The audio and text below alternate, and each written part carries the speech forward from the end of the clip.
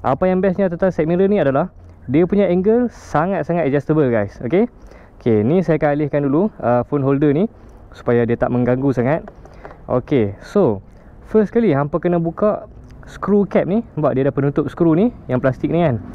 So hampa kena buka, dan cara paling mudah adalah hampa cungkir menggunakan test pen ataupun screwdriver yang mata jenis flat tu. Okay, untuk kita nak buka dia lah. Lepas tu hampa longgarkan je skru dekat sini. Okay, dia ada 4 angle yang hampa boleh adjust. First kali macam ni. Nampak? Okay, ni yang pertama.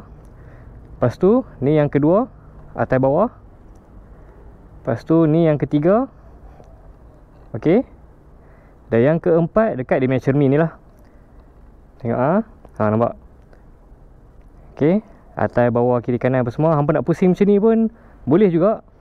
Dia nampak lebih cantik dan lebih nice lah, sebab dia pendek kan, dia tak capang sangat. Tapi kalau hampa rasa nak lagi puas, nak lagi safety, hampa boleh biar macam ni pun tak apalah. Macam ni dia panjang sikit. Tapi kalau hampa nak nampak lagi rancak, nampak lagi garang, macam ni lagi nice lah.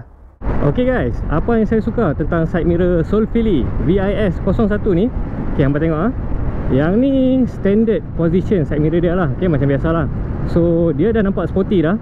Dan cumanya dia biasalah kan, dia macam panjang ke tepi sikit. Tapi memang safety lah, hampa boleh nampak segalanya dengan jelas kat situ. Tapi kalau hampa nak lebih sporty kan, kalau kita pusing macam ni, kita kepak macam ni, kita terbalikkan dia nampak lebih sporty lah, sebab dia tak terlalu capang, dia macam masuk ke dalam sikit.